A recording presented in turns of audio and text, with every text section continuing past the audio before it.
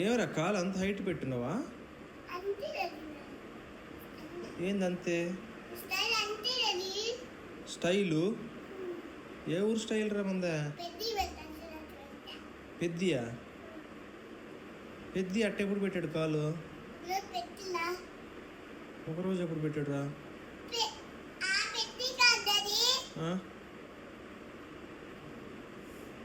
ఏ పెద్దియా?